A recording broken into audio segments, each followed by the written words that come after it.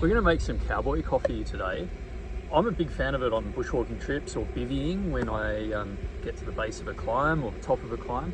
And one of the reasons I really like it is that it's lightweight. I guess I quite enjoy having a nice flavoured cup of coffee, so I'm not a huge fan of coffee bags. And I think for the weight we can actually do a little bit better. So what I'm going to show you today should give us a coffee very similar to what comes out of an AeroPress. Yeah, these are made by GSI. They're a fair share mug, and I guess you can read their spiel if you're at all interested. They have a capacity of about 1 litre, and this one's got the ability to seal it, so you can actually carry water in them, and they're a great utensil for eating out of, drinking out of, or as a coffee pot.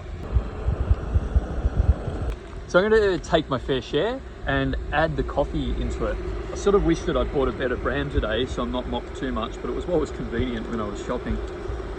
I'm going to put into the fair share mug, just straight into the bottom, about a tablespoon for each person that wants a cup of coffee, and a tablespoon for the pot. So there's 3 of us today. I'm going to put in 4 tablespoons, and it's probably going to be fairly strong. So if you're not too sure, err on less rather than more.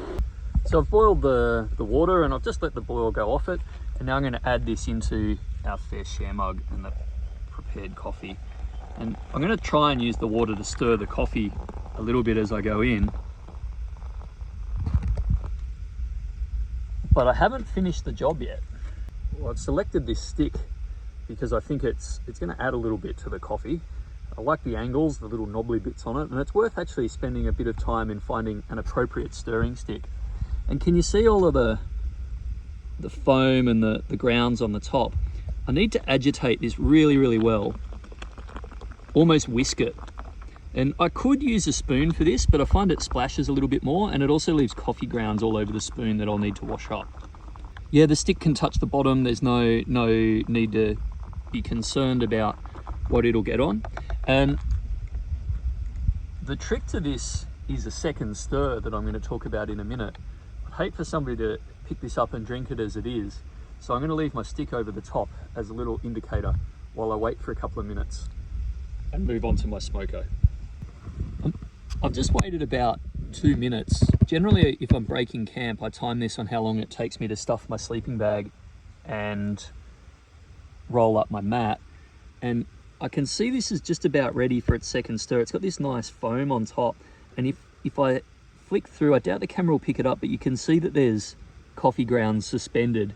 So if I try to drink that now, I'm just going to get a mouthful of coffee grounds. It's going to be pretty ordinary. So I give it a second whisk, and I am picking stuff back up off the bottom as well. I try and get it off the sides, but it generally works pretty well. This will settle remarkably quickly. And so I can just leave that sit for a minute. You can see those coffee grounds settling through that bubble there actually. I've just let this sit for a minute, or perhaps 2 after the second stir. And I'm going to pick the side of the cup that's got less coffee grounds on it, and being careful not to agitate the cup too much, I'm just going to gently pour into my drinking cup.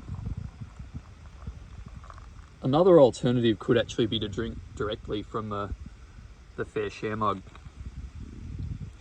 You can see in the fair share mug that the grounds have actually settled really, really well, and the danger time is about now. I just need to be really careful not to pour any of that mud and sediment into the drinking coffee. Really all I've got to do now is enjoy the view.